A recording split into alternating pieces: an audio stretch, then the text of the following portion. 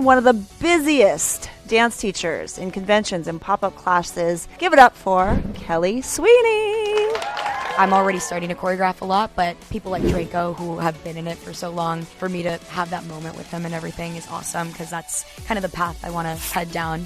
Look at others, use it as inspiration, not as comparison, and zone into what you're good at. So yeah, I would say I had my big breakthrough choreography moment at 19, and then Descendants was a big viral moment for me. And I think actually that is the dance that helped me reach 1 million followers on TikTok, which was a cool moment. I wanted to try something new, so I started doing more hip-hop training in LA, and that's when I got signed to MSA Agency, who I'm still with. I think it's just important to make sure you're finding balance in your social life, connecting with those that align with you and your life, that understand you. You need to believe in yourself in order to succeed as a dancer. The most important thing is your health, because as a dancer, that's what you rely on, is your health.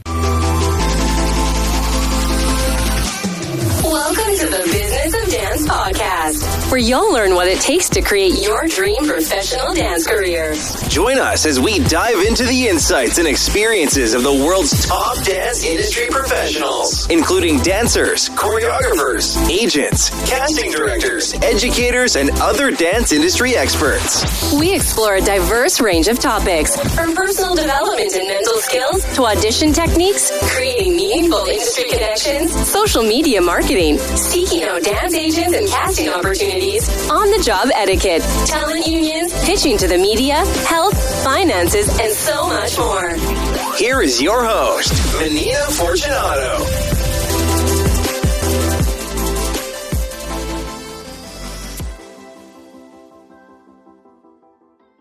Welcome to another episode of the Business of Dance podcast. We're here in Los Angeles, California with a very special guest. She's originally from Mexico. She's been living in Los Angeles for most of her life. She's a dancer, she's a choreographer, she's a teacher. She's worked with Shakira, she's worked on the Oscars, she's worked on the famous Descendants Red, the famous Red viral dance with Kylie Cantrell, and she's also a choreographer for the Lakers. And one of the busiest dance teachers in conventions and pop-up classes, and also to be on faculty with Press Play. Give it up for Kelly Sweeney. Welcome. And I have to say, it's nice to officially meet you, because for those of you that don't know, we did a Business of Dance podcast, but it was over Zoom through the mentorship program. So this is the first time we're actually meeting in the flesh. Yes. So happy to have you. I know I've got a lot of very excited mentees that are excited to meet you as well and take class from you as well after this. So I know we've already chatted a little bit from the last episode, but for anybody that doesn't know you, if you could just kind of give us the backstory. The little girl in Mexico who moved to LA, who grew up here, who started the industry early, kind of give us the short version of the backstory. Yeah, the short version. Okay, I'll try my best. I was born in Mexico, which a lot of people don't know. I'm half Spanish / Mexican and half American. I did move to the States when I was 4 months old, so I did grow up here, but I grew up bilingual in my household, so that's been very useful when I go teach internationally, and I get to connect with the Latin / Hispanic community, which is very nice. I started dancing at the age of 10, so I started a little later than the usual, but I fell in love with it very quickly, and by the age of 12, I was competing elite, because I was so obsessed with dance that I just worked at it so hard that I gained all the skills. I started competing, and then by the time I was 14, I was ready to stop competing. I wanted to try something new, so I started doing more hip-hop training in LA, and that's when I got signed to MSA Agency, who I'm still with, and I started working a lot as a dancer. I've been in a lot of Disney Channel specials. I did the Oscars. I started working with artists and doing a lot of cool jobs like that. And when the pandemic hit, that's when I turned 18. And since all the studios shut down, I started to do a lot of choreography of my own and kind of zoning into who I am as an artist versus just a professional dancer that does other people's work. And therefore, I started choreographing different dances every day. I started teaching on Zoom, and I realized I had a big passion for helping people and teaching kids. And so I got well known through that. And when the studios opened back up here in LA, I started to get asked to teach everywhere. And I started to post my work online, and people started to really like it. And then things just kind of took off from there. So I guess that would be the short version of a very long life story. Well, yeah, I feel like you just kind of blew up. I mean, the pandemic wasn't that long ago. So the whole busy teaching, where did it start? Was it Millennium? Was it Playground? When was your first kind of like in-person teaching regular classes? So I don't remember which studio asked me first, because it was all around the same time. You know, it was like they saw I was teaching somewhere. They were like, we like this chick. And so I started teaching everywhere. But actually, before I had a slot at either of those, I would rent the room here where we are at Miran K. Oh, really? And I would hold my own classes here because I wanted a slot at those studios. Okay. So I would rent the studio. I would message people, hey, you know, I'm teaching if you want to come by. And I would teach here, and I built up my community here by renting my own space and holding my own class. And then when those studios asked me to teach, I had a very solid base of dancers and students that I had been training for about a year. And that followed me to these studios. And a lot of them still dance with me to this day. A lot of them assist me. So it's been a very cool journey that I worked up towards. Yeah, amazing. And then I found out about you through the whole Descendants Red, because my kids started mimicking these moves because of Kylie Cantrell. And I was like, who's this girl, Kelly? And then I just feel like you've been everywhere. Was that the kind of the pivotal job, or that really made things explosive, like with social media and all of that? Or was there something else that I'm not aware of? I would say that was a very pivotal moment for me as a choreographer. I had done choreography jobs before, such as the Shakira show, actually, that I choreographed, was that happened when I was 19. That was my first big choreography job. So that was a pivotal moment for me in the industry, I would say. And of course, on social media, it was cool to post about that. But I think the Red Dance was more so a big moment for me in the social media world, to just get my reach out there. I think it reached a lot of people, and like you, they looked at my page and they were like, oh, we like this choreo, let's try her class, and things kind of followed from there. So yeah, I would say I had my big breakthrough choreography moment at 19, and then Descendants was a big viral moment for me. And I think actually that is the dance that helped me reach 1 million followers on TikTok, which was a cool moment. Wow. So what did you have? Do you remember your numbers before? I was already at about 900K. Oh, okay. Yeah, So because you I had already- been marketing myself on TikTok and Okay. posting. And my first viral moment actually was when I started posting private videos with my 10-year-old students. Really? Yes. So I post on social media, maybe you've seen, maybe you haven't, private videos with my students. So basically it's me and a student at the studio, and they learn the dance in an hour, and I dance it with them, and I post it, and I put, this is so-and-so, they're 10 years old, they learned this in under an hour. And when I posted that, it went viral, and so now I do it with a lot of students of mine. And so that's what grew my following, is training these kids and posting it. Amazing. Yeah. And so my numbers were already high, but then again, Descendants kind of knocked me up a lot more. Yeah, no kidding. Now, has any opportunities come out of directly from that whole viral dance? Did other jobs come out of it, or other teaching jobs, or what came after? Yeah, I mean, I think that teaching things just kept popping up after that, for sure. I worked again with Disney this year for their new Zombies movie. Yes, that just released, Zombies 4. And I did another class with them. And I created a new dance, and I danced it with the celebrities of the movie, Malachi and Freya and all those trending, kids. Okay, so right now I gotta keep up with this. Yeah, these your trends. kids definitely know, it's a huge thing right now. Well, one of my old clients, Taya Wild, was one of the choreographers on the Zombies 4 Yes. with Draco in New Zealand. Yes. And she actually taught the original choreography of Don't Mess With Us. Yes. Just a couple weeks ago. So I didn't realize that you were also involved. So did you do like a similar campaign promo thing Yes. at Millennium, teaching the classes? Yes, I think I met Taya actually, but it was funny because I did a class and so did Draco Okay. after me, so it was kind of like a collaborative Okay. experience. But yes, I got to create a new dance for a new song that they had in the movie, and then Draco taught Don't Mess With Us after, and I actually got to dance with him, so that was great because Fun. he's, kind of legendary in the industry as well. OG, And yeah. so it's cool because I think that's the path. I'm 23 currently, and so I'm already starting to choreograph a lot, but people like Draco, who have been in it for so long, for me to have that moment with him and everything is awesome, because that's kind of the path I want to head down. And you're still a baby. I feel like I could be your mother.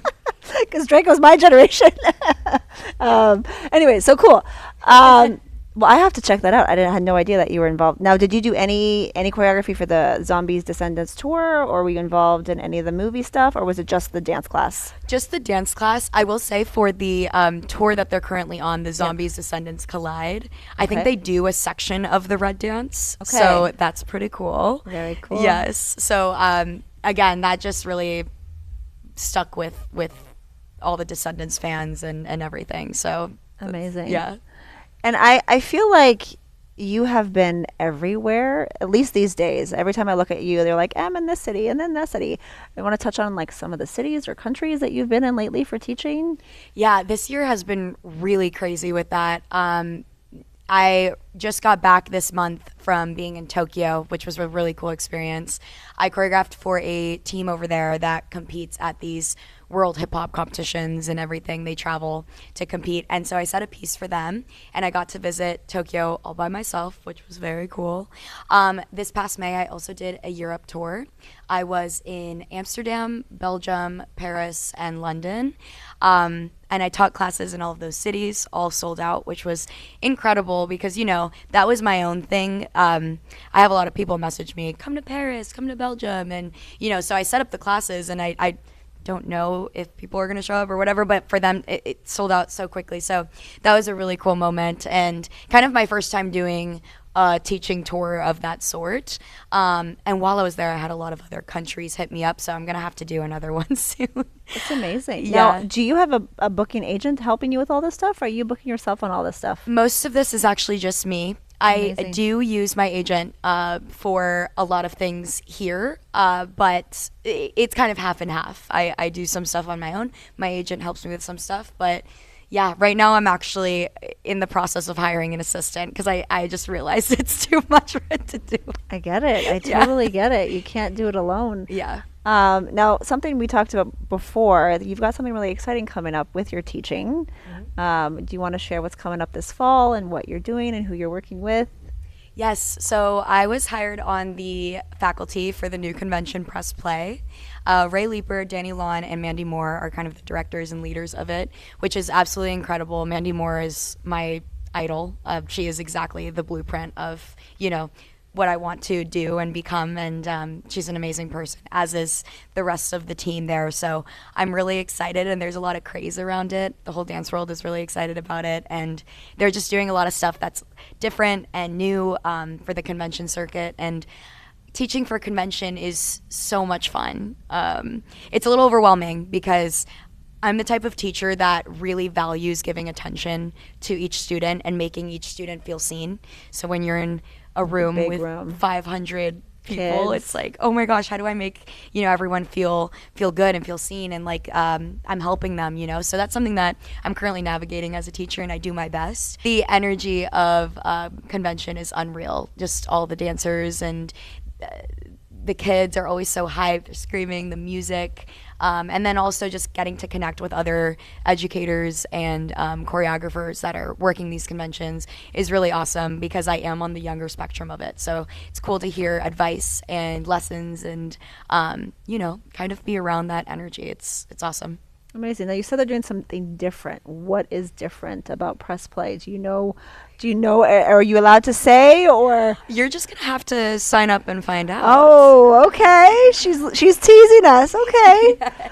Well, congratulations on that. I mean, Thank you. well deserved. You've been teaching everywhere, so for you to be on faculty, it makes sense. Yeah, I'm really grateful. And so teaching is consuming a lot of your life right now. Is that where you want to be, or do you want to tap into other areas? Is performing as a dancer more of a past life thing, or do you still want to do that a little bit? Or you mentioned choreography more. Like, what do you see in your future? Yeah, so I definitely love teaching. I think I have a really big passion for it. I think I have a good skill for helping people and connecting with people of all ages and levels, which I have found is a bit rare. A lot of people tell me I don't like teaching or I don't have patience for it, and I don't feel that way. I just love it so much. So I think there's a lot of longevity there, and that's something that's always going to be present in my life. But long-term goals, I do want to choreograph more full-time. Right now, I'm heavily involved in the NBA circuit, and I also did the Knicks City Dancers in New York. Fun. And so, yeah, I'm kind of getting involved in the NBA world, which is really fun because they're very clean. And your movement is very clean. Yes, so it's very aligned with my style and what I like to do, and it's fun because in a court, you have to think about all the directions. So it's not just kind of like setting a competition piece where you're facing the front for NBA. Audience around. Yes, you have to think about spreading the energy and the dancers and the formations a certain way so that it looks good from any angle of the court. Yep. And so everyone feels the energy from the dancers. So it's a good push, and I've been loving that. And I love working in the industry on I'm working with a lot of upcoming artists and things on music videos and things like that. And I love being on set, and it's just really fun. I also have a big passion for camera work. I've been doing a lot of personal projects.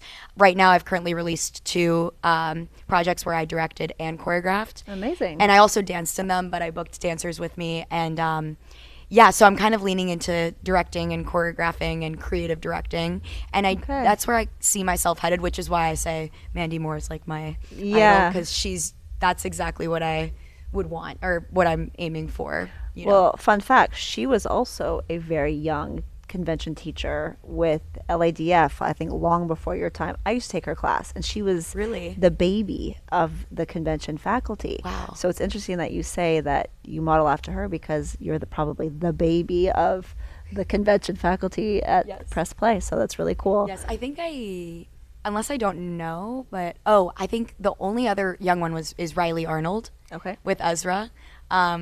Yeah, but I think we're both the youngest, and then everyone else, again, really cool to just be with people that I took class from even. Yeah. I grew up going to convention and taking from Danny and taking from Phil and taking from Erica Klein, all these people. So it's an honor. Exciting. Yeah. Yeah, very cool. Now, I still think you're young, but what could you tell your younger self? If you could give your younger self some advice, especially when it comes to the business side of dance, what would you say to young Kelly? Ooh, this is a good question.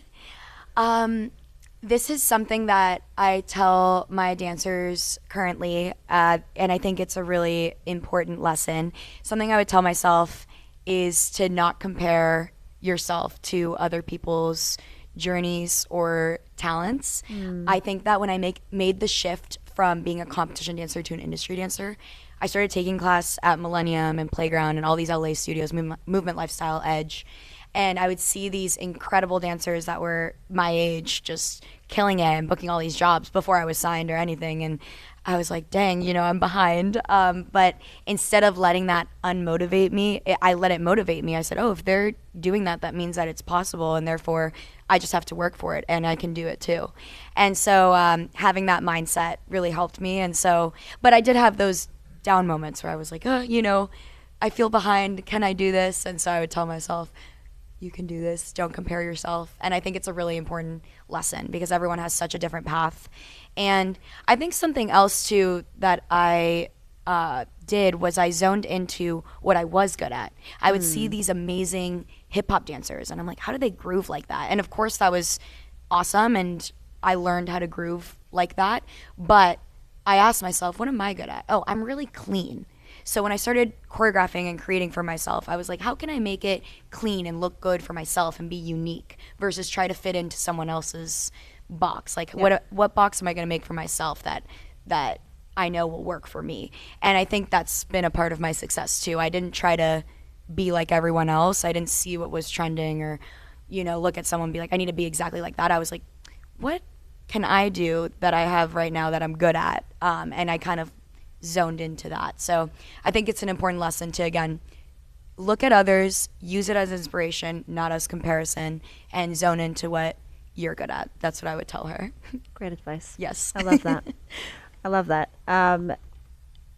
Now, when it comes to the hard part of the industry, what's the hardest part of being in the dance industry? Some of these dancers, they see all the glitz, the glam, they see you on social media, they see you teaching. It looks like you're living a glorious life.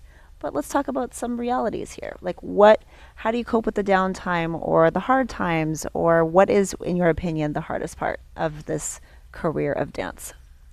I think the hardest part is the inconsistency. So personally, I struggle to find balance in my personal life, because I am constantly running from thing to thing. And even, in my position, for example, luckily I'm blessed with opportunities of teaching and creating and working. But as a dancer, you might have plans with a friend, but then you're called for an audition and Right. This is an important audition. You have to get prepared for this audition. So you have to drop your plans and get ready. So there's just a lot of sacrifice, and it's inconsistent because you don't know when the job is going to come. You don't know when the audition is going to come. It's not a typical 9 to 5 block schedule that you can predict. It's almost, not in your control, and you just have to learn how to roll with it. And I think currently I've gotten very good at rolling with it, and I surround myself with people that understand my lifestyle well. And so right now, what I'm currently working towards with that is finding some time for myself, because art is rooted in real life experiences as well. So if I'm always working, I'm not going to be inspired to create new things because I won't have new experiences to create from. And so that's something really deep, a deep epiphany that I had last year is if I don't have balance in my life, I'm going to be worked out and burnt out and not create, So I think it's just important to make sure you're finding balance in your social life, connecting with those that align with you and your life, that understand you, that are patient with you. And if you have plans to hang out and an audition comes up, friends that understand that and know how to reschedule. But also with that, when you have downtime, taking full advantage of that, because it's easy to get sucked into, I don't think I'm doing enough. I don't think I'm doing, you know what I mean? But it's important to have balance, having those social moments, having your downtime, and then hustling hard when you need to. I love that. Now, when it comes to the best part of this industry, what is the most fulfilling aspect of your career? Oh, wow. This is a really good question because I think there's a lot of layers to it, a lot of answers. The most fulfilling part, I think, for where I'm currently at, is just people messaging me or visiting my class and telling me how I've impacted their life or inspired them in some way. There's no greater feeling because, again, I'm just creating art. I'm expressing myself and doing what I love and hoping to inspire someone, and so to see that translated and it's just an incredible feeling, and I don't really expect it. Again, I'm just doing my thing. So for people to take that for themselves and let it motivate them. I've had several people come up and be like, you're the reason I started dancing, or, so that's just the most rewarding, that I've impacted people's lives in some way by just doing what I love and working hard. And yeah, there's no better feeling than helping people. So that's been the most rewarding. I concur. I feel that as a Yes. dance mentor. Yes. Now, monetarily, we can't talk about business without talking about money. A lot of dancers and parents often think that dance is not really a lifelong career. You can't make money doing this thing. Did you ever deal with that kind of opposition or doubt within people in your corner? And I'm also curious to know, if you're willing to share, monetarily, what is the most you've ever made on a job, whether it's an hourly rate, a day rate, a campaign, an appearance? Tell me more about that. Yeah, I will say, when I was 17, I homeschooled from the time I was in 6th grade till I graduated high school. Starting homeschool, my dad was a little sketched out. He said, we can try it, but, I want to see you actually being educated and making sure you're receiving a good curriculum, which I did. And so that's why I continued with homeschool for so long. It allowed me to dance a lot more. And when I started to get booked, it was very helpful.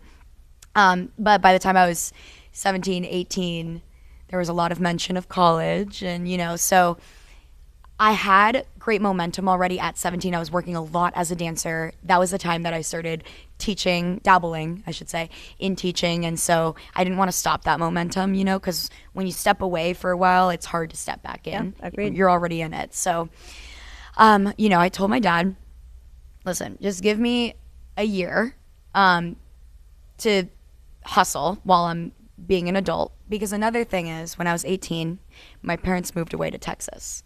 So I've been by myself out here since I was 18.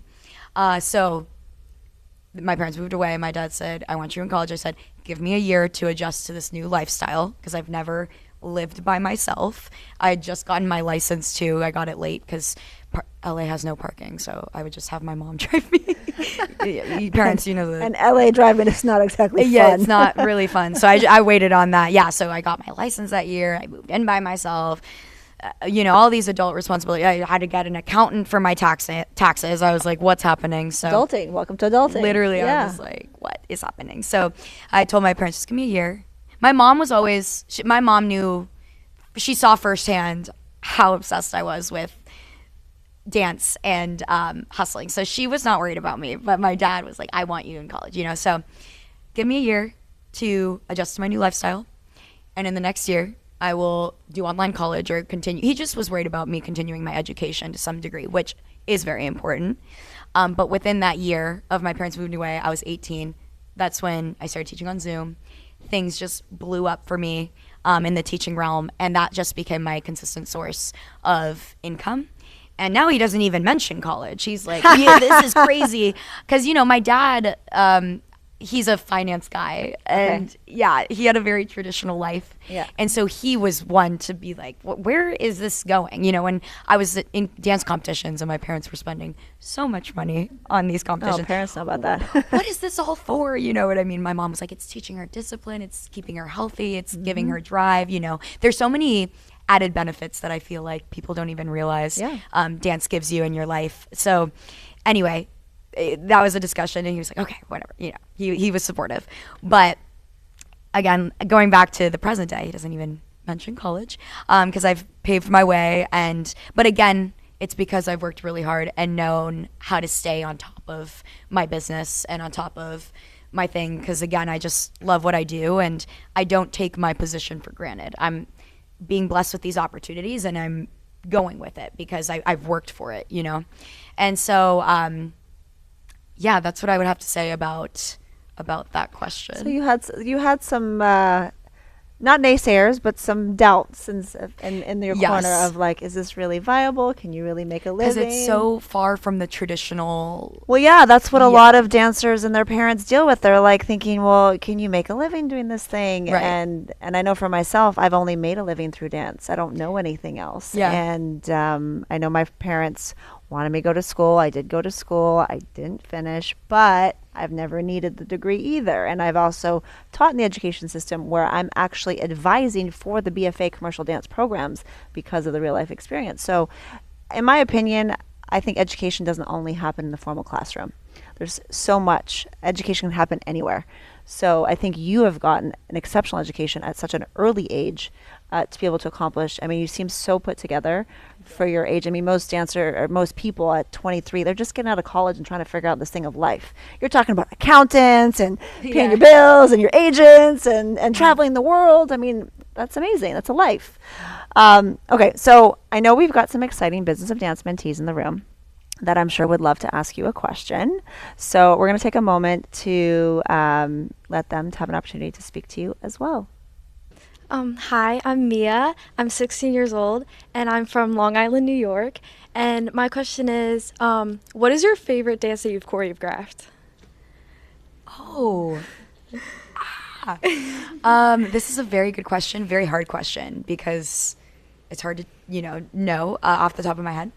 I would say my favorite dance that I've choreographed as of recent was last season's dance that I did for the Laker girls. I did a little Nicki Minaj mix, and it was that song that's like, one thing about me, I'm the baddest alive, which I feel like, yes. It was so diva. It was so diva. So that was one of my favorite professional ones. And then a class favorite recently has been my combo to Into You by Ariana Grande. Oh, and Sports Car by Tate McRae. That was like a viral moment. Yeah. So those are my top 3. Thank you. Yeah, hard to choose one. Hi, my name is Emmy Newberg. I'm 12 years old and I'm from Omaha, Nebraska. My question is, what are 3 qualities you look for in a dancer when then you think that they're going to go far? Ooh, great question. 3 qualities, confidence, huge one. You need to believe in yourself in order to succeed as a dancer. The second one is cleanliness. Cleanliness really determines how smart you are with picking up details and all of that, which is very important in the professional dance industry. The third one is being a smart and good performer, knowing how to really work the camera and be authentic with a performance. Okay, thank you. Yes. Hi, my name is Diana. I'm 10 years old and I'm from Maryland. And my question is, what is the greatest challenge you had to overcome to become a professional dancer in the industry? Very good question, Deanna. I think the hardest challenge I've had to overcome, again, is the sacrifice of having a normal social life or, a lot of downtime to hang out with my friends and just, find balance in always working. But yeah, so sacrificing a lot of normalcy. Yeah. Hi, my name is Skylar Caldwell. I'm 13 years old and I'm from Sarasota, Florida. And what's a question you wish people would ask you more? A question I wish people would ask me more is where I'm from and how I speak Spanish, or ask me about my Spanish, because I feel like I don't talk about that enough because I'm not asked about it that much. Mm-hmm. But it's something I'm very proud of, is to be half Mexican/Hispanic. So yeah, that's something I wish people would ask me more. Thank you. Yes. Hi, my name is Gracie Golden. I'm 21 years old and I'm from Andalusia, Alabama. My question is, what was the moment that shifted your love for dance into a career? I don't know. It's hard to say because I've been obsessed with dance since I feel like 12 years old is when I became locked in. But I think a huge pivotal moment was when I was 17. I did the Netflix movie The Prom as a dancer, and I was dancing with Meryl Streep and Nicole Kidman and James Corden, and I was with all these stars dancing next to them. And I just realized, I said, this is so cool. I get to do what I love with these people that, we all know and love. And that was kind of a pivotal moment when I was like, I want to do this forever. Hi, my name is Serena Wright. I'm 18 years old from Silsbee, Texas. And I was just curious, what qualities do you look for in dancers that you mentor specifically? Qualities that I look for in dancers that I mentor, I would say a similar answer to what I had before. Mm-hmm. When I mentor, I train dancers to be extremely clean, but also I look for the type of person the dancers are, and I really emphasize being a good person and having leadership qualities. For example, a lot of the kids that I mentor, I ask to assist my classes as well. But with assisting, you are co-teaching. So people are looking at you. You are taking on a leadership role. And I want to know that if someone has a question in the class, they can rely on my assistant or on my student to answer that question confidently, knowing their counts, and just being socially smart as well as being dance smart, which again means being a good person, having good social cues, not being scared or intimidated by other people, but carrying yourself well, which also translates to the industry. If you walk into an audition carrying yourself well, you are kind to other people, they're going to want to book you because you're going to be good to work with. So that's something that aside from the answer I gave before, that's something that's really important, is being a good person, being socially smart, social cues, all of that, but also, of course, the cleanliness, performance aspect of being a dancer. Hi, I'm Mads McDonald. I'm 18 years old from Seattle, Washington, and I was wondering, how do you get over both the mental and physical plateau in your dancing? This is a very good question. I think, again, when I start to feel burned out or hurt or sore, I really try to shift my schedule to allow time to recover. Because again, when you are granted with opportunities or you see others doing so much and you're like, I need to be doing more and all that, it's easy to get caught up in that. But the most important thing is your health, because as a dancer, that's what you rely on, is your health and your body. And if you're not healthy, you're not going to be able to continue with your career.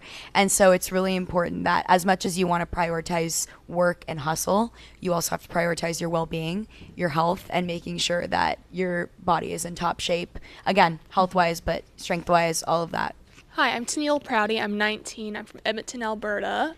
And my question is, what was your lowest point in your life and what values did you take from it? Ooh, this is a very deep question. I tend to be a very optimistic person. I luckily have a very, very great family who supports me in all of my moments, high and low. And so luckily I have that to lean on. But I think the lowest point was when my parents moved away to Texas and I was here in LA. At that time, I had just turned 18 and most of my friends had gone to college. And so not only did my family move away, but all of my friends kind of started their new chapters and their new lives. And I also, I used to live in Pasadena, which is a suburb about 20 minutes from LA. And now I live in LA. So I was also in a brand new part that I never lived in of the city and all of that. So the lowest point for me was that because I felt very alone and I had to navigate this new life. And it was very scary because I didn't know anything about adulthood. I just kind of jumped right in. And again, I always had my family's support there and my friends were still there for me, but it was different being all alone. So having to navigate how to create new friends and navigate this new career that I was pursuing, it was tough, but I believed in myself and that's what got me through. Hi, my name is Marissa Barnwell. I'm from El Paso, Texas. What's one piece of advice that you have received from somebody else that you would love to give to aspiring dancers? Yeah, my very first dance teacher, her name is Allison Hooper. She was really big on the phrase, believe in yourself. She would say it to me right before I went on the comp stage. And when I started dancing, she would just say, believe in yourself. I think we had t-shirts that said that. That was kind of her motto. And I think I've said it a few times during this podcast. And so that was kind of a line that really inspired me because it is true. And as cliche as it may sound, if you really think about it, it's very powerful because how you invest in yourself, how you think about yourself really does translate to real life. And so that's one of the best pieces of advice I would say. Hi, I'm Addie. I'm 10 years old. I'm from Chicago, Illinois. My question is, how did you get the job to choreograph Red? Did you audition or did you know someone? This is a very good question. I actually was reached out to Disney directly.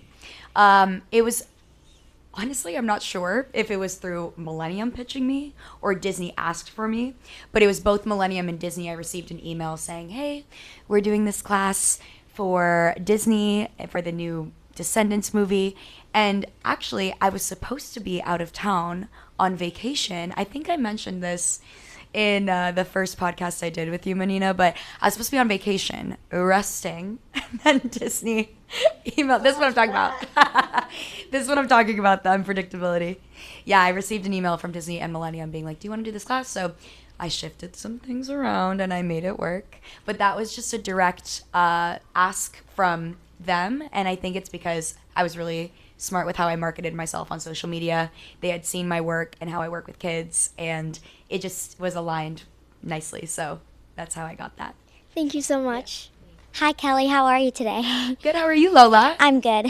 My question is, how did you get signed with MSA?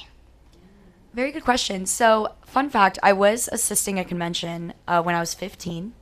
And they had happened to be at that convention.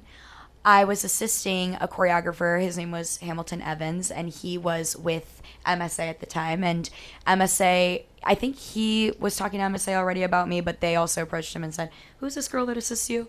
And that's how they discovered me, was through assisting that convention, through Hamilton, who I was assisting at the time.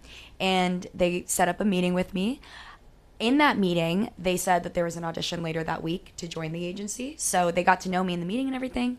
Then later that week, I attended the audition, which was very scary because I was 15 at the time, and the audition was 16 and up. And I just remember thinking, oh my gosh, why would they do this? They're not going to sign me. I'm going to be with all these adults. But I worked very hard, handled my nerves, did the thing, and then I've been signed with them ever since. And you were lucky that they actually, because they don't do open calls anymore. No. They haven't done, none of the agencies have done an open call since before 2020. Right. So that experience that you had is no longer a thing. Right. So it's hard for young dancers like Lola to be seen because you can't even get in the room. Right. With them, like physically in the room, unless you're at the right place in the right time and they're there, which is happening very soon. Wink, wink, nudge, nudge. And which is why it's important to handle your social media wisely, because that's what casting directors and agents are looking at as well. Hi, I'm Gabby Fultak. I'm 15 years old and I'm from Orlando, Florida. And my question for you is, what do you think are some things that people misunderstand or don't realize about the dance industry? Some things that I think people misunderstand about the dance industry is how much time and work it takes to get to something. I feel like a lot of people move to LA and they think, okay, I'm going to audition, I'm going to book the job, I'm going to, but it takes a long time to get your first yes. You're going to hear 10 no's before you hear your first yes. So, and especially to a normal person, I don't know if you guys have heard that meme that's like, why don't you just call Taylor up? It's, I think, a Kardashian saying it. But I think a lot of normal people think it's like that. They're like, oh, she's a dancer, she dances for this person and this person. But if someone's booking jobs, that means that they've been doing this for a long time. They've been building the connections, they've been training. And there's a lot of background work that most people, I feel like, don't realize about us dancers in the industry. So that's what I would have to say.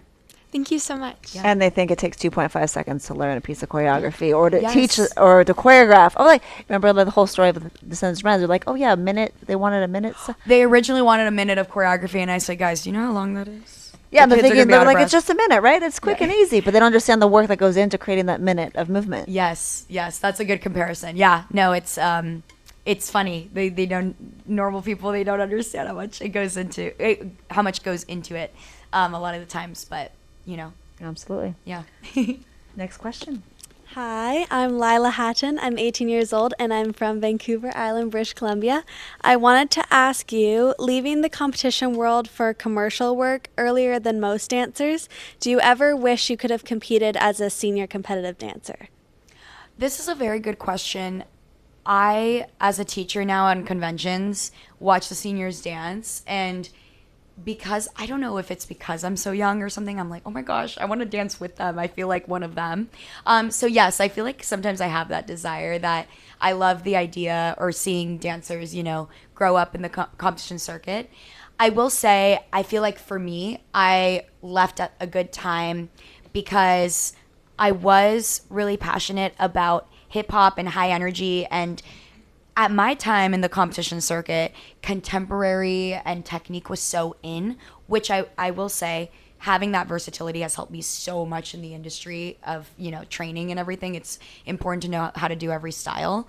But I'm a very extroverted and energetic person. So when I was 14, 15, I was like, okay, I'm ready to kind of just try something new and get my feet in hip hop and try that. So again, I think that's a very personal choice to each dancer. But for me at that time, it worked.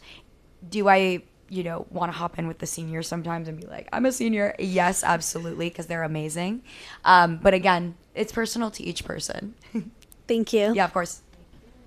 Hi, my name is Savannah Legati. I'm 16 years old and I'm from Long Island, New York. My question is, what is something you wish someone told you before your first big audition or job, and how do you mentally prepare for the upcoming opportunities that could further change your dance career?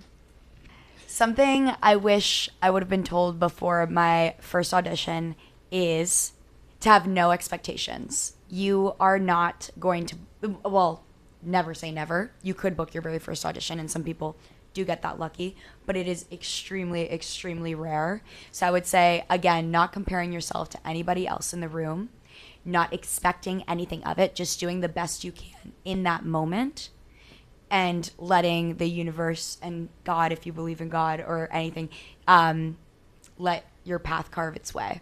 Because it's, if you get in your head about it, what did I do wrong? What didn't they like? Then that's going to hold you back from, again, just doing the best you can, moving forward, and eventually you're going to get a yes. Yeah, it's so true, though, because when you just leave it on the dance floor, walk away, and never look back, those are the opportunities that usually happen. And the ones that you obsess over, like, I need this job, I want this job, I got to pay my bills, I want to have this job, and then you don't get it. Did they call? Did they book? Those are the ones that drive you nuts, and you never book them anyway. It's true. So having that relaxed energy, not really caring. I know looking back on my career, it's the jobs. I was like, oh, they're looking for one girl. There's no way I'm going to get this. It's just a free class. And then I booked it. Yes, it's true. That's how it is. Well, before we wrap up, is there any final words of advice or any final words or anything that we haven't talked about that you want to share? Just to wrap it up, I would say, again, don't compare yourself to my journey or anybody else's journey. Zone into your talents. Believe in yourself. And if you really love dance, just go for it. And don't be afraid to invest in yourself, because if you are consistent, you will be successful. Well, on behalf of the Business of Dance, let's give Kelly a big round of applause. Thank you. Thank you so much for spending time with us. And I know a super busy schedule, like every single day. She's in like a new city, a new studio, a new convention, and a new country. And we're really, really fortunate to be able to have some time with you. And now the kids get to take class with you. Dancers, let's show her how we do it on our Zoom calls, our little hearts. We give you our little heart. Wait, so cute. Thank you, guys. But no, sincerely, really, I think you're a great example, and the reason why I wanted to bring you here, a great example and a role model for a lot of these dancers, and a beautiful example of somebody who's pursuing her passion, who's doing it elegantly and with integrity and having her business together, since this is the business of dance. Thank you so much. And that's a wrap. Thank you so much.